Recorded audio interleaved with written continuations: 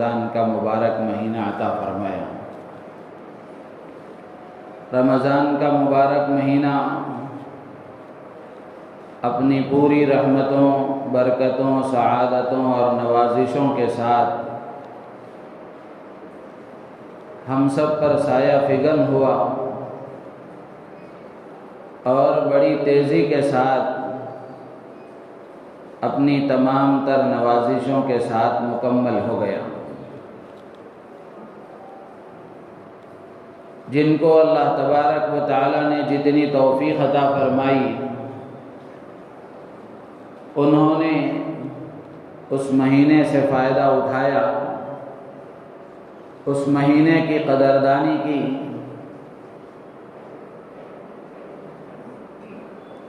رمضان کے دن میں روزے رکھے، رات میں تراویح پڑھی،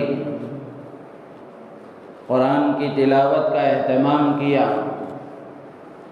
سنن و نوافل مستحبات کی رعایت کی، تہجد کی نماز کا اہتمام کیا اور خلق خدا کی خدمت کا فریضہ بھی انجام دیا۔ اپنے مال سے اللہ کی مخلوق کو فائدہ پہنچایا اور اپنے مال کو غریبوں، یتیموں، مسکینوں، بیواؤں، ضرورت مند بندوں اور بے کسوں پر خرچ کیا۔ تو جن کو اللہ نے جتنی توفیق عطا فرمائی، اتنا انہوں نے رمضان کے مبارک مہینے سے فائدہ اٹھایا اور رمضان میں عبادتیں کر کے رمضان کی قدردانی اور رمضان سے فائدہ اٹھانے کا انہوں نے حق ادا کیا۔ جیسے ہی رمضان کا مہینہ مکمل ہوا، عید کا چاند نظر آیا، عموماً یہ تاثر مسلمانوں میں پیدا ہو گیا اور یہ تاثر بن گیا کہ جیسے ہی رمضان ختم ہو گیا ہم آزاد ہو گئے، رمضان کا مہینہ چلا گیا ہم آزاد ہو گئے۔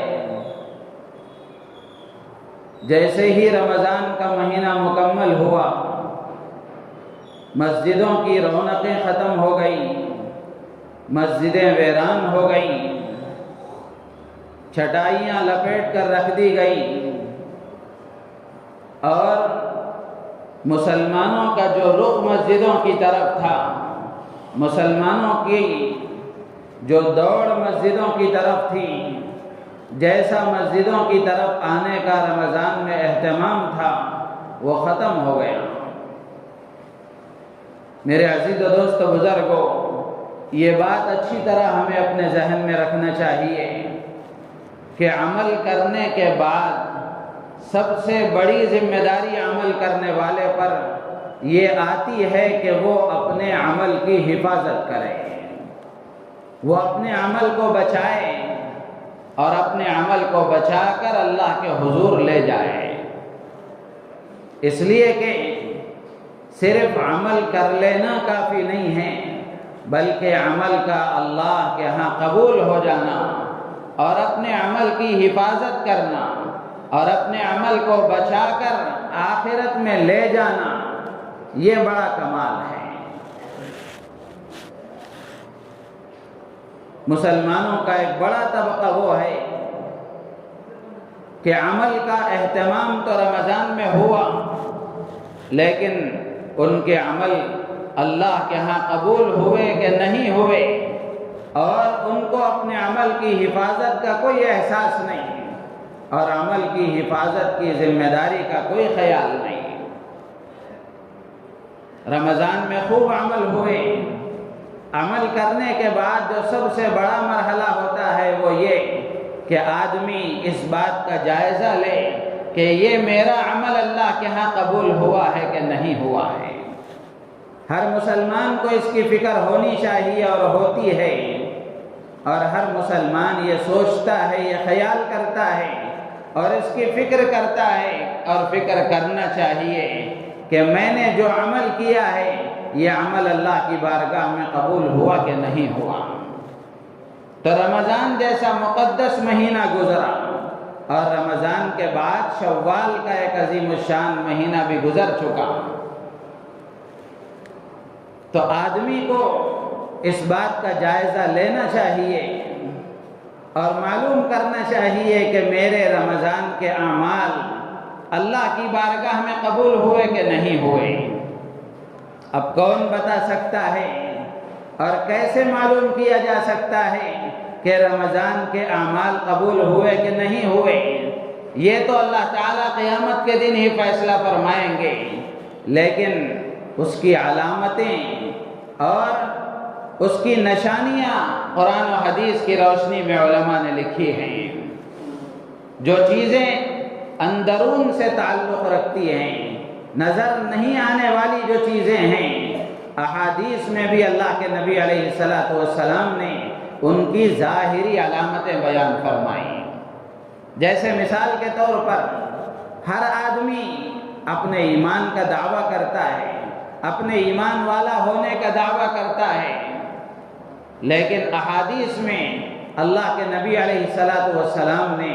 اپنے ایمان کا جائزہ لینے کے لیے کہ ایمان کی کس سطح پر آدمی زندگی گزار رہا ہے اور اس کے اندر ایمان ہے کہ بھی نہیں ہے، اس کا جائزہ لینے کے لیے احادیث میں اللہ کے نبی علیہ السلام نے علامتیں بیان فرمائی۔ جیسے ایک علامت اللہ کے نبی فرماتے ہیں، اللہ کے نبی علیہ السلام سے پوچھا گیا کہ مل ایمان یا رسول اللہ، کہ اے اللہ کے رسول ایمان کیا چیز ہے؟ تو اللہ کے نبی علیہ السلام نے علامت بیان فرمائی ایمان والوں کی کہ الذین اذا احسنوا استبشروا واذا اساءوا استغفروا۔ اللہ کے نبی علیہ السلام فرماتے ہیں کہ ایمان والا جس کے اندر ایمان ہوتا ہے، جس کو اللہ پر یقین ہوتا ہے، جو اللہ کے نبی علیہ السلام کی رسالت پر یقین رکھتا ہے، ایمان رکھتا ہے، تو جو ایمان والا ہوتا ہے اس کی علامت یہ ہوتی ہے کہ جب اس سے کوئی خیر کا کام ہوتا ہے، بھلائی کا کام ہوتا ہے، وہ کوئی نیکی کرتا ہے تو اس کی طبیعت خوش ہو جاتی ہے، اس کا دل خوش ہو جاتا ہے، اندر سے اس کی طبیعت میں ایک خوشی محسوس ہوتی ہے کہ میں نے اللہ کا ایک حکم پورا کیا، میں نے اللہ کی عبادت کی اور اللہ کو راضی کرنے والا ایک کام کیا۔ الذین اذا احسنوا استبشروا، کہ جب وہ کوئی نیک کام کرتے ہیں تو خوش ہو جاتے ہیں۔ اور اللہ کے نبی آگے فرماتے ہیں وَإِذَا أَسَاءُوا اسْتَغْفَرُوا، ایمان والے کی یہ علامت ہے اور اس کے اندر ایمان کے زندہ ہونے کی یہ علامت ہے کہ جب اس سے کوئی گناہ ہو جاتا ہے تو فوراً وہ نادم اور شرمندہ ہو جاتا ہے، اندر سے اس کا دل یہ کہنے لگتا ہے کہ تو نے کیسے عظیم پروردگار کی نافرمانی کی، اندر سے اس کا دل اس کو ملامت کرتا ہے اور فوراً وہ نادم و شرمندہ ہو کر اللہ کی بارگاہ میں استغفار کرتا ہے، معافی مانگتا ہے۔ یہ اس کے اندر ایمان کے زندہ ہونے کی علامت ہے۔ اب اس علامت کو رکھ کر ہر آدمی اپنے ایمان کا جائزہ لے سکتا ہے کہ میرا ایمان زندہ ہے یا پھر ایمان اپنے اندر اس کی کیا کیفیت ہے، ہر آدمی اپنا جائزہ لے سکتا ہے کہ نیک عمل پر خوشی ہو اور گناہ ہو جائے، غلط کام ہو جائے، کوئی نافرمانی صادر ہو جائے، غلط نہیں ہے نافرمانی کا ہونا، یہ انسان ہی سے گناہ ہوتا ہے۔ اللہ کے نبی علیہ السلام نے فرمایا کل بنی آدم خطاؤن وخیر الخطائین التوابون، آدم کا ہر بیٹا گنہگار ہے، بہترین گنہگار وہ ہے جو گناہ کے بعد فوراً توبہ کر لے، فوراً توبہ کر لے۔ حضرت سفیان ثوری رحمۃ اللہ علیہ تو یہاں تک فرماتے تھے کہ اس نیکی سے جس نیکی کے بعد آدمی گھمنڈ میں اور تکبر میں مبتلا ہو جائے وہ گناہ بہتر ہے جس گناہ کے بعد آدمی کو استغفار نصیب ہو جائے، جس گناہ کے بعد اللہ کی طرف رجوع نصیب ہو جائے، جس گناہ کے بعد اس کو اللہ کے سامنے نادم و شرمندہ ہو کر عاجزی کرنا نصیب ہو جائے، وہ گناہ بہتر ہے اس نیکی سے جس نیکی کے بعد آدمی گھمنڈ میں مبتلا ہو جائے، عجب میں مبتلا ہو جائے، تکبر اس کے اندر پیدا ہو جائے کہ میں تو بڑا نمازی، میں تو بڑا حاجی، میں تو بڑا عبادت گزار، فلاں کی حالت دیکھو یہ لوگ کیسے ہیں۔ تو نیکی کے بعد تکبر کا پیدا ہونا اس کی گنجائش نہیں ہے۔ ایک جملہ ہمیشہ یاد رکھنے کی چیز ہے کہ نیک بننا، فرما بردار بننا یہ فرض ہے۔ نیک بننا اور فرما بردار بننا فرض ہے۔ ہر مسلمان سے اللہ کا یہ تقاضا ہے، ہر انسان سے اللہ کا یہ تقاضا ہے کہ وہ اللہ کا مطیع و فرما بردار بنے اور اللہ کی عبادت کرنے والا بنے اور اللہ کے نبی علیہ السلام کی شریعت کے مطابق زندگی گزارنے والا بنے، نیک بنے۔ یہ ہر مسلمان کے ذمہ ضروری ہے۔ تو نیک بننا، فرما بردار بننا، اللہ کو راضی کرنے والا بننا یہ فرض ہے، اور اپنے آپ کو نیک سمجھنا حرام ہے۔ اپنے آپ کو نیک سمجھنا حرام ہے۔ کون آدمی اپنے بارے میں فیصلہ کر سکتا ہے کہ میں جنتی ہوں، میں نیک ہوں، اور دوسروں کے بارے میں کون فیصلہ کر سکتا ہے کہ فلاں مجھ جیسا نہیں ہے، فلاں عبادت گزار نہیں ہے؟ قرآن میں اللہ نے فرمایا فَلَا تُزَكُّوا أَنفُسَكُمْ هُوَ أَعْلَمُ بِمَنِ اتَّقَىٰ۔ اپنے آپ کو بہت پاک پوتر مت سمجھو، وہ جانتا ہے کہ کس کے اندر تقوی پرہیزگاری ہے، وہ خوب واقف ہے اس سے جو اللہ سے ڈرنے والا ہے۔ تو اس لیے کسی کو حقیر سمجھنے کی کسی کو اللہ نے اجازت نہیں دی ہے۔ تو میرے عزیز و دوست و بزرگوں، علامتیں بیان فرمائی گئی۔ علامتوں کے ذریعے سے آدمی جان سکتا ہے کہ اس کا عمل اللہ کے ہاں قبول ہوا ہے کہ نہیں ہوا۔ تو رمضان کا اتنا عظیم الشان مہینہ گزرا اور اس میں مسلمانوں نے بڑی عبادتیں کی، تو وہ عبادتیں اللہ کے ہاں قبول ہوئی کہ نہیں ہوئی کیسے پتہ چلے اور کیسے معلوم ہو؟ بہت بڑے عالم دین گزرے ہیں، شیخ الاسلام امام ابن تیمیہ رحمۃ اللہ علیہ، وہ فرماتے ہیں کہ اگر کسی کو یہ دیکھنا ہے، اگر کوئی یہ جاننا چاہتا ہے کہ رمضان کی عبادتیں اس کی اللہ کے ہاں قبول ہوئی ہیں کہ نہیں ہوئی ہیں، اگر کوئی یہ معلوم کرنا چاہتا ہے تو اس کے رمضان کے بعد والے اعمال دیکھو، رمضان کے بعد والی زندگی دیکھو۔ اگر رمضان کے بعد بھی وہ ان نیکیوں پر قائم ہے، ان اعمال پر قائم ہے، ان اطاعتوں پر باقی ہے، وہ اچھے کام پابندی کے ساتھ کر رہا ہے، گناہوں سے بچنے کا اہتمام کر رہا ہے، تو پھر اس کو سمجھ لینا چاہیے کہ اس کی عبادتوں کو، اس کی اطاعتوں کو، اس کی نیکیوں کو اللہ تبارک و تعالی نے قبول فرما کر کے عبادتوں پر تسلسل کی توفیق عطا فرمائی ہے، اور مسلسل نیک کام کرنے کی اللہ نے اسے توفیق عطا فرمائی ہے، استقامت اللہ نے اس کو عطا فرمائی ہے۔ اور اگر خدا نخواستہ، اللہ ہم سب کی حفاظت فرمائے، اگر خدا نخواستہ جیسے ہی رمضان گزرا، عید کا چاند نظر آیا، جیسے ہی رمضان گزرا ایک لخت زندگی بدل گئی، آدمی پوری طرح اللہ سے غافل ہو گیا،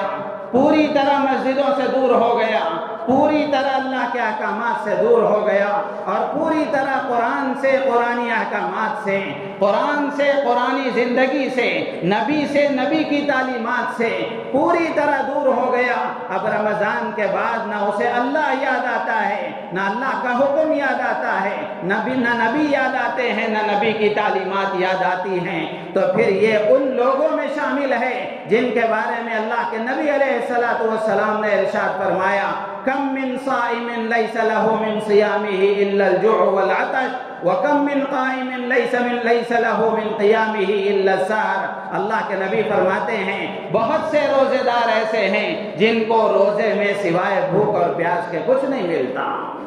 بہت سے شب بیدار راتوں کو جاگنے والے ایسے ہیں جن کو سوائے جاگنے کی مشقت برداشت کرنے کے کچھ حاصل نہیں ہوتا۔ تو خلاصہ کلام یہ ہوا، بات یہ سمجھ میں آئی کہ رمضان کی عبادتیں اللہ کے ہاں قبول ہوئی ہیں کہ نہیں ہوئی ہیں، اس کا اندازہ اس بات سے ہوتا ہے کہ آدمی رمضان میں جن نیکیوں کا پابند اپنے آپ کو بنایا تھا، جن نیکیوں کو اس نے عادت میں اپنے لایا تھا، جن نیکیوں کا وہ عادی بنا تھا، جن خیر کے کاموں کا اس نے اپنے آپ کو عادی بنایا تھا، رمضان کے بعد بھی وہ اس پر جم جائے، اس پر پابند ہو جائے اور پکے طریقے سے اس پر عمل کرنے والا بن جائے اور استقامت اس کو نصیب ہو جائے، تو یہ علامت ہے اس بات کی کہ رمضان کے مقدس مہینے میں جو عبادتیں اس نے اللہ کی بارگاہ میں پیش کی ہیں، اللہ نے اس کو قبول فرما لیا ہے۔ حاجی امداد اللہ صاحب مہاجر مکی رحمۃ اللہ علیہ فرمایا کرتے تھے کہ مثال کے طور پر ظہر کی نماز کسی نے پڑھی، ظہر کی نماز اللہ کی بارگاہ میں قبول ہوئی کہ نہیں ہوئی، اس بات کا پتہ اس سے چلتا ہے کہ اگر ظہر کی نماز اگر قبول ہو گئی ہے، اللہ تعالیٰ اسے عصر کی نماز کی توفیق دیتے ہیں، اس لیے کہ نیکی دوسری نیکی کو کھینچ کر لاتی ہے، جیسے ایک گناہ دوسرے گناہ کو دعوت دیتا ہے۔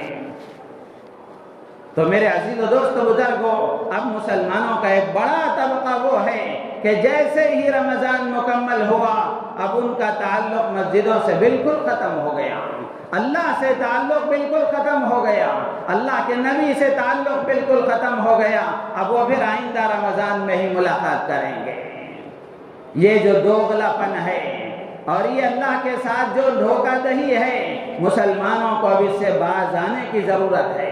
جو حالات اس وقت میں ہمارے ملک کے ہوں کہ پورے عالم کے ہوں، یہ حالات میں بھی، ان حالات میں بھی اگر مسلمان اپنی ان دوہری پالیسیوں سے باز نہیں آیا تو پھر میرے عزیز و دوست بزرگوں اور کن حالات کا انتظار ہے،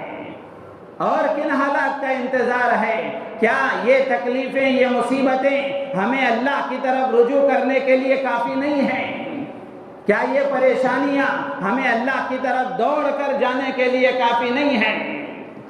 حضرات صحابہ کرام رضوان اللہ تعالی علیہم اجمعین کی زندگیاں ہم دیکھیں، اللہ کے نبی علیہ السلام کے زمانے میں سورج گرہن ہو جاتا، صحابہ اور اللہ کے نبی دوڑ کر مسجدوں میں آ جایا کرتے کہ کہیں اللہ کا کوئی عذاب نہ آ جائے۔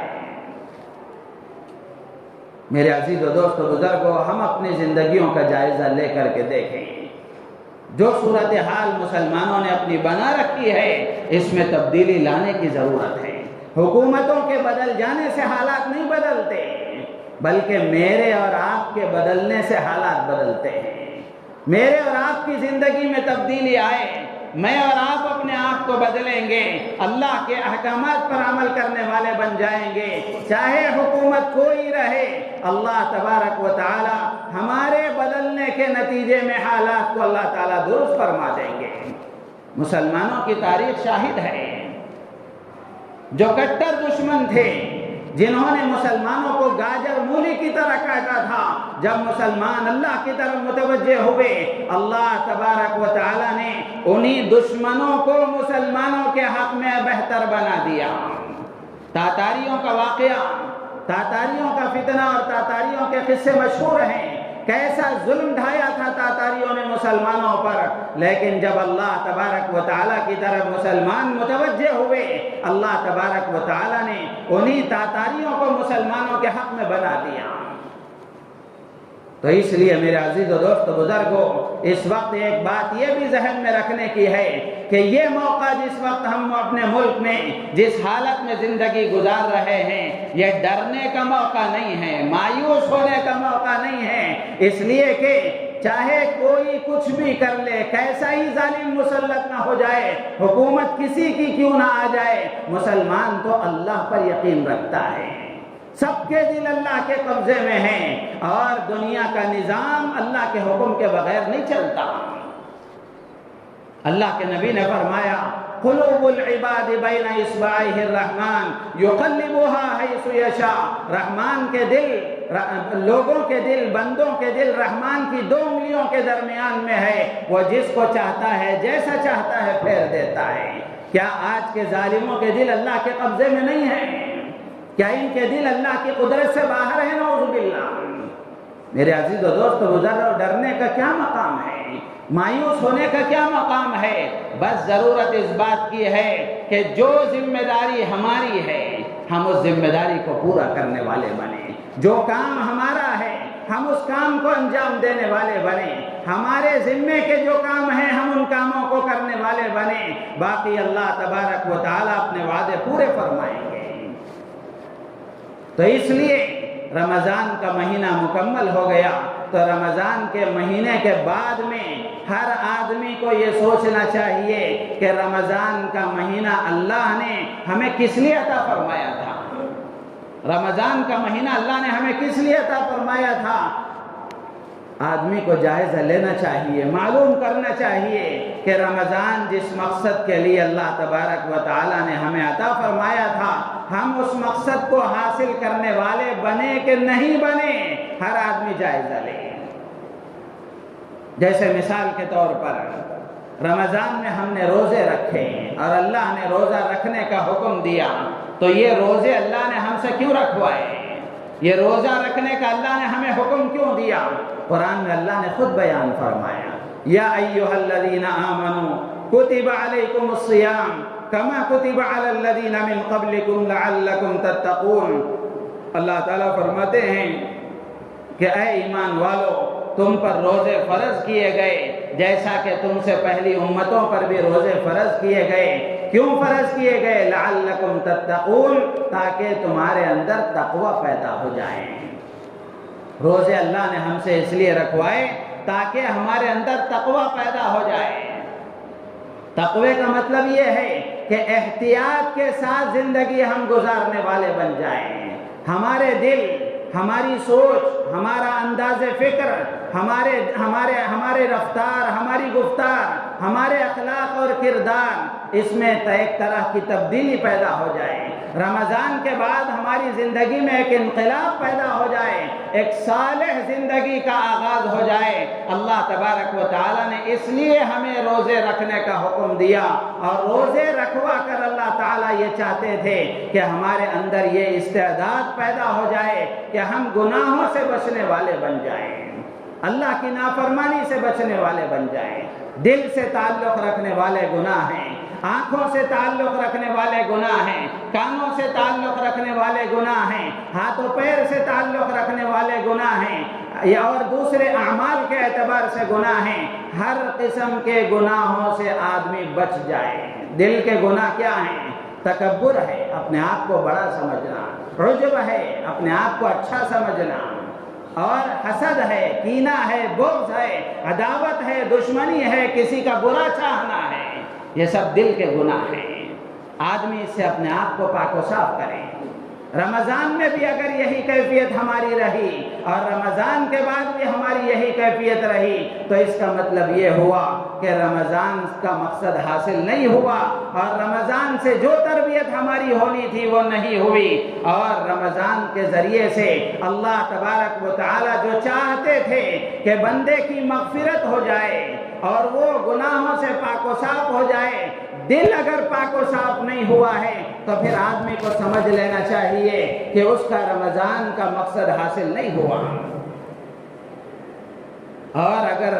رمضان کا مقصد حاصل نہیں ہوا تو پھر کتنی بڑی بدقسمتی کی بات ہے۔ اللہ کے نبی علیہ الصلوۃ والسلام نے جو حدیث میں ارشاد فرمایا، جبرائیل امین نے بددعا فرمائی، ہلاک ہو جائے، برباد ہو جائے وہ شخص جس کی زندگی میں رمضان آیا ہو اور وہ رمضان سے فائدہ صحیح طریقے سے نہ اٹھائے، جس کی وجہ سے اس کی مغفرت نہ ہو۔ اللہ کے نبی علیہ الصلوۃ والسلام نے اس پر آمین فرمایا۔ تو میرے عزیز و دوست بزرگو، رمضان کے گزرنے کے بعد آدمی اپنے دل کا جائزہ لے کہ یہ دل کی بیماریاں میرے اندر ہے کہ نہیں ہیں، میرا دل تکبر سے پاک ہوا ہے کہ نہیں ہوا ہے، عجب سے پاک ہوا ہے کہ نہیں ہوا ہے، حسد اور کینہ، بغض اور عداوت کی آگ میرے دل میں ابھی بھی باقی ہے کہ ختم ہو گئی۔ ہر آدمی اپنا جائزہ لے، اگر باقی ہے تو بڑی فکر کی بات ہے، اللہ سے رجوع کرنے کی بات ہے، توبہ اور استغفار کی ضرورت ہے، آدمی کو اللہ کی طرف متوجہ ہونے کی ضرورت ہے، مایوس ہونے کی ضرورت نہیں ہے۔ آج بھی اگر آدمی اللہ کی طرف متوجہ ہو جاتا ہے تو اللہ تبارک و تعالیٰ اس کو معاف فرما دیتے ہیں، اور اللہ ایسے غفور الرحیم ہیں کہ اللہ کے نبی علیہ السلام نے فرمایا التائب من الذنب کمن لا ذنب لہ، گناہوں سے توبہ کرنے والا ایسا ہے جیسا کہ اس نے گناہ کیا ہی نہیں۔ تو آدمی توبہ کر لیتا ہے، اپنے دل کو پاک و صاف کر لیتا ہے، اللہ تبارک و تعالیٰ اس کو معاف فرما دیتے ہیں۔ تو اللہ تعالیٰ نے روزے ہم سے اس لیے رکھوائے تاکہ ہمارا دل پاک و صاف ہو جائے، تکبر سے، عجب سے، کینے سے، حسد سے، بغض سے، عداوت سے، ان چیزوں سے ہمارا دل پاک و صاف ہو جائے، ہر ایک کی طرف سے ہمارا دل پاک ہو، ہر ایک کی طرف سے ہمارا دل صاف ہو، اس لیے کہ جو سینہ بے کینہ ہوتا ہے وہی اللہ کی رحمت کے اسی پر اترتی ہے، وہی اللہ کی رحمت کا خزینہ ہوتا ہے۔ جس سینے میں کینہ ہوتا ہے وہ گندا سینہ اللہ کی رحمت کا خزینہ نہیں بنتا۔ تو اس لیے اپنے دل کو پاک و صاف کرنے کی ضرورت ہے۔ اسی طریقے سے آنکھوں کے جو گناہ ہیں، آنکھوں کا غلط استعمال، کانوں کا غلط استعمال، ہاتھ و پیر کا غلط استعمال، اس سے آدمی اپنے آپ کو بچائے اور دیکھے کہ رمضان کے گزرنے کے بعد ان چیزوں میں کوئی سدھار آیا ہے کہ نہیں آیا ہے۔ آنکھیں صحیح استعمال ہو رہی ہے کہ نہیں ہو رہی ہیں، کان صحیح استعمال ہو رہے ہیں کہ نہیں ہو رہے ہیں، زبان صحیح استعمال ہو رہی ہے کہ نہیں ہو رہی ہے۔ ہر آدمی اپنے بارے میں سوچے۔ اگر آنکھوں کا غلط استعمال سے آدمی نہیں روکا، زبان کے غلط استعمال سے نہیں روکا، وہی جھوٹ، وہی چغلی، وہی غیبت، وہی چیزیں جاری ہیں ابھی تک بھی، تو پھر آدمی کو اپنے بارے میں فکر کرنے کی ضرورت ہے۔ اس لیے کہ ظاہری حلیے سے ہم سامنے والے کو دھوکہ دے سکتے ہیں، اللہ کو دھوکہ نہیں دے سکتے۔ تو اس لیے ان چیزوں سے اپنے آپ کو دور کرنے کی ضرورت ہے۔ تو میرے عزیز و دوست و بزرگوں، رمضان میں اللہ نے روزے اس لیے رکھوائے تاکہ تقوی ہمارے اندر پیدا ہو جائے۔ اسی طریقے سے رمضان میں آدمی کو اللہ کے وجود کا احساس پختہ اور مضبوط ہوتا ہے۔ مثال کے طور پر آدمی روزہ رکھتا ہے، روزہ رکھنے کے بعد میں سخت دھوپ میں شدید پیاس لگتی ہے، حلق سوکھ جاتا ہے، پیاس پانی کی سخت طلب اور حاجت ہوتی ہے، لیکن آدمی پانی نہیں پیتا، اگرچہ کہ بند کمرے میں ہے، کوئی دیکھنے والا نہیں ہے، لیکن اس کے باوجود بھی آدمی ایک گھونٹ، اس کا ایک قطرہ اپنے حلق میں ڈالنے کے لیے تیار نہیں ہوتا، اس لیے کہ اس کو احساس ہے اس بات کا کہ اللہ دیکھ رہے ہیں، اللہ دیکھ رہے ہیں، اللہ کے وجود کا اس کو احساس ہے، جس کی وجہ سے وہ ایک قطرہ پانی بھی اپنے حلق میں ڈالنے کے لیے تیار نہیں ہے۔ اور جو صحیح روزے دار ہوتا ہے، روزہ رکھنے کے بعد میں وہ اپنی آنکھ کا بھی صحیح استعمال کرتا ہے، اپنی زبان کے بول کو بھی بولنے سے پہلے سوچتا ہے کہ میں یہ بول رہا ہوں، اس سے کہیں میرا روزہ تو خراب نہیں ہو جائے گا، کانوں کا صحیح استعمال کرتا ہے۔ تو میرے عزیز و دوست و بزرگوں، روزہ رکھنے کے بعد اسے اللہ کے وجود کا احساس مضبوط ہوتا ہے، پختہ ہوتا ہے۔ رمضان میں روزہ رکھ کر اللہ تبارک و تعالی یہ تربیت کرنا چاہتے ہیں، اور رمضان ہمیں یہ پیغام دے کر گیا ہے کہ جس طرح رمضان میں تمہیں اللہ کے وجود کا احساس تھا اور اس کے وجود کا احساس مضبوط اور پختہ تھا، رمضان کے بعد بھی اگر کسی کی یہ کیفیت ہو جائے تو اس کو حلال اور حرام کے درمیان تمیز کی توفیق ہو جاتی ہے۔ کسی پر ظلم سے وہ باز آ جاتا ہے، کسی کے بارے میں غلط سوچنے سے وہ باز آ جاتا ہے، کسی کا برا چاہنے سے وہ باز آ جاتا ہے، اور حرام لقمہ اپنے پیٹ میں اتارنے سے باز آ جاتا ہے، کاروبار میں دھوکہ دہی سے وہ باز آ جاتا ہے، جھوٹ بولنے سے وہ اپنے آپ کو بچا لیتا ہے، غیبت کرنے سے اپنے آپ کو بچا لیتا ہے، دل کے گناہوں سے بھی بچ جاتا ہے، اعضاء و جوارح کے گناہوں سے بھی بچ جاتا ہے، ہر ایسے کام سے اپنے آپ کو بچا لیتا ہے جس کے کرنے سے اللہ ناراض ہو جاتے ہیں۔ تو رمضان ہمیں یہ پیغام دے کر گیا کہ اللہ کے وجود کا جو احساس اور اللہ کی ذات عالی کا جو استحضار رمضان میں ہر مسلمان کو میسر تھا، رمضان کے بعد 11 مہینے بھی اس کو وہ استحضار باقی رہے، اللہ کے وجود کا احساس اور مضبوط رہے، تاکہ اس کی زندگی صحیح طریقے سے گزرے، اللہ کی اطاعت کے ساتھ گزرے۔ اسی طریقے سے میرے عزیز و دوست بزرگوں، رمضان میں جو جو نیکیاں ہم نے کی ہیں، جس طریقے سے بھی نیک کام ہم نے انجام دیے ہیں، ان نیکیوں پر استقامت کی اللہ سے دعائیں مانگنی چاہیے۔ قرآن میں اللہ نے دعا نقل فرمائی کہ اللہ کے جو نیک بندے ہیں وہ اللہ سے دعا کرتے ہیں، ربنا لا تزغ قلوبنا بعد اذ ہدیتنا، کہ پروردگار ہدایت دینے کے بعد ہمارے دلوں کو ٹیڑھا نہ فرما، ہدایت دینے کے بعد پھر ہدایت کی راہوں سے ہمیں بھٹکنے سے بچا لے، وَهَبْ لَنَا مِن لَّدُنْكَ رَحْمَةً، اور اپنی طرف سے ہمیں رحمت عطا فرما، إِنَّكَ أَنتَ الْوَهَّابُ، بے شک تو ہی دینے والا ہے۔ اللہ سے دعائیں مانگیں، استقامت کی دعائیں مانگیں، اس لیے کہ جب تک اللہ کی طرف سے اس کو توفیق نہیں ہوتی کوئی آدمی کچھ نہیں کر سکتا۔ جیسے رمضان میں قرآن کی تلاوت کا ماحول تھا، قرآن کی تلاوت کا معمول تھا، اگرچہ کہ رمضان میں تلاوت میں کچھ کثرت تھی، کثرت رمضان میں اس لیے تھی تاکہ آدمی کو اس کی عادت پڑے،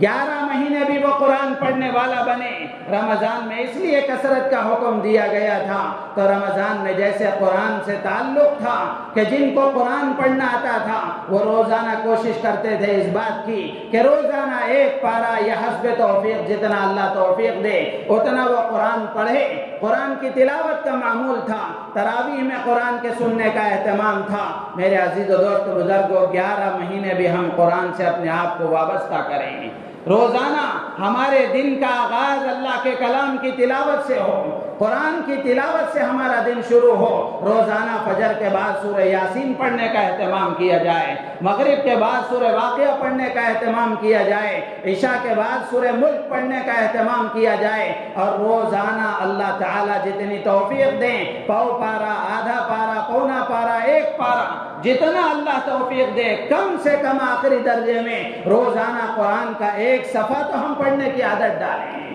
اور پھر کسی ترجمہ قرآن کی مدد سے، کسی عالم دین کی نگرانی میں قرآن کے معانی اور مطلب کو بھی سمجھنے کے ہم کوشش کریں کہ ہمارا خدا ہم سے کیا چاہتا ہے، ہمارا اللہ ہم سے کیا کہتا ہے۔ قرآن کے سمجھنے کے 2 درجے ہیں، ایک درجہ تو یہ ہے کہ پوری گہرائی کے ساتھ پورے اندر جا کر آدمی اس کے حقائق کو، دقائق کو، باریکیوں کو معلوم کرے، یقیناً یہ علماء کا کام ہے، لیکن قرآن کو اتنا سمجھنا کہ قرآن ایک اچھا شوہر بننے کے لیے کیا کہتا ہے، قرآن ایک اچھی بیوی بننے کے لیے کیا کہتا ہے، قرآن ایک اچھا مالک بننے کے لیے کیا کہتا ہے، قرآن ایک اچھا مزدور بننے کے لیے کیا کہتا ہے، قرآن ایک اچھا پڑوسی بننے کے لیے کیا کہتا ہے، قرآن ایک اچھا شہری بننے کے لیے کیا کہتا ہے، اتنا معلوم کرنا تو ہر مسلمان کے ذمہ ضروری ہے۔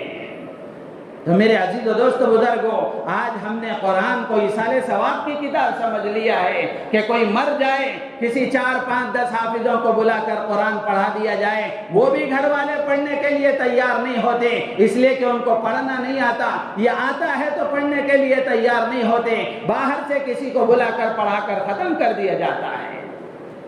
میرے عزیز و دوست بزرگوں، آج ہم یہ طے کریں کہ جیسے رمضان میں ہم نے قرآن سے اپنے آپ کو وابستہ رکھا تھا، اسی طریقے سے سال بھر، زندگی بھر اللہ سے ہم توفیق مانگیں کہ اے اللہ ہمیں قرآن سے وابستگی عطا فرما۔ جو قرآن سے جڑ جائے گا، قرآن کی حفاظت کی ذمہ داری اللہ نے لی ہے، جو قرآن سے وابستہ ہو جائے گا اللہ تبارک و تعالیٰ اس کی بھی حفاظت فرمائیں گے، اس کی بھی حفاظت فرمائیں گے۔ تو اس لیے جن کو قرآن پڑھنا آتا ہے وہ روزانہ پڑھنے کا اہتمام کریں، اور جن کو پڑھنا نہیں آتا وہ اس مبارک جمعے کے موقع پر مجلس میں ارادہ اور نیت کر کے روزانہ قرآن کے سیکھنے کے لیے اپنے 24 گھنٹے میں سے آدھا گھنٹہ اور 1 گھنٹہ فارغ کرنے کی فکر کریں۔ میرے عزیز و دوست بزرگوں، سنتے سنتے اب پیر قبر میں لٹک رہے ہیں، اگر اب بھی ہمارے اندر یہ فکر نہیں پیدا ہوئی کہ میں قرآن سیکھوں، قرآن پڑھوں، اس کے لیے وقت فارغ کروں،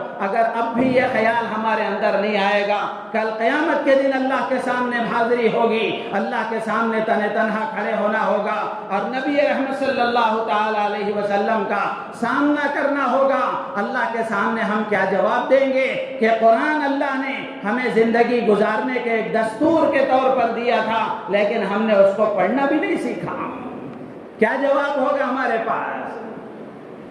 تو اس لیے قرآن کو اپنے آپ کے ساتھ لازم کرنے کی کوشش کریں، قرآن سیکھنے کی کوشش کریں، اپنی اولاد کو قرآن کی تعلیم سے وابستہ کریں، اپنی عورتوں کو قرآن کی تعلیم سے وابستہ کریں، اپنے بچوں کو قرآن کی تعلیم سے وابستہ کریں، خود بھی قرآن کی تعلیم سے وابستہ ہو جائیں۔ اللہ تبارک و تعالی جو قرآن سے وابستہ ہو جاتا ہے، اللہ اس کی زندگی میں برکت عطا فرماتے ہیں، اس کی روزی میں برکت عطا فرماتے ہیں، مصیبتوں سے، مشکلات سے اللہ اس کی حفاظت فرماتے ہیں۔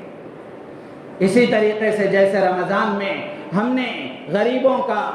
یتیموں کا، بیواؤں کا، مصیبت زدہ محتاج بندوں کا جیسے ہم نے خیال کیا تھا، یہ صرف رمضان کی حد تک نہیں ہے۔ جن کو اللہ نے مال عطا فرمایا ہے، 4 پیسے عطا فرمائے ہیں، بجائے عیاشی میں لگانے کے، بجائے فضول خرچی اور اسراف کرنے کے، اس وقت ضرورت ہے اس بات کی کہ اپنی قوم کے لوگوں کو مضبوط کرنے کے لیے، اپنے ملک کے ضرورت مند بندوں کی ضرورتوں کو پورا کرنے کے لیے اپنے مال کا استعمال کریں۔ جو قوم شادیوں میں خرچ کرتی ہے، جو قوم رسم و رواج پر خرچ کرتی ہے، اس کا پڑوسی پریشان حال ہے، اس کا غریب پڑوسی، اس کی غریب بچی کی شادی ہے یا وہ بیمار ہے، اس کے علاج کا خرچ برداشت کرنے کی اس کے پاس استطاعت نہیں ہے، اور یہ آدمی شادیوں میں کروڑوں کا خرچ کر رہا ہے، رسم و رواج پر لگا رہا ہے، اس قوم پر اللہ کا ڈنڈا نہیں برسے گا تو اور کیا برسے گا؟ اور کیا آئے گے؟ اور کیسے حالات آئیں گے؟ میرے عزیز و دوست بزرگوں، یہ رویہ بدلنے کی ضرورت ہے۔ شادیوں پر اسراف سے اپنے آپ کو بچائیں اور شادیوں کو سادی بنانے کی کوشش کریں، فضول خرچیوں سے بچا کر اپنا مال ضرورت مند بندوں پر خرچ کر کے غریبوں کے پاؤں کو مضبوط کرنے کی کوشش کریں۔ کتنے ایسے لوگ ہیں جن کی غریب بچیاں اپنی زندگی یوں ہی گزار رہی ہیں، ان کی جوانیاں تباہ و برباد ہو رہی ہیں، کوئی عذر نہیں ہے، کوئی عیب نہیں ہے، سوائے غربت کے دھبے کے کوئی عیب نہیں ہے۔ مالداروں کی بڑی ذمہ داری ہے، اللہ نے آپ کو مال دیا ہے تو آپ اس بات کی کوشش کریں کہ آپ کا مال آپ کی ضرورتوں پر جیسے خرچ ہو رہا ہے، جیسے رمضان میں آپ نے اوروں کی ہمدردی اور خیرخواہی کی، یہی جذبہ سال کے بعد 11 مہینے بھی باقی رہے، رمضان کے علاوہ بھی یہ جذبہ ہمارے اندر باقی رہے۔ اللہ تعالیٰ سے دعا ہے اللہ تبارک و تعالی ہم تمام کو ان باتوں پر عمل کی توفیق عطا فرمائے، ہماری نیتوں میں اخلاص پیدا فرمائے، اور رمضان میں جو عبادتیں اللہ نے ہم سے کی ہیں، کروائی ہیں، اللہ تبارک و تعالی اپنی بارگاہ میں ان عبادتوں کو قبول فرمائے اور اس کی حفاظت کی ہم سب کو توفیق عطا فرمائے۔ آمین۔ وآخر دعوانا الحمد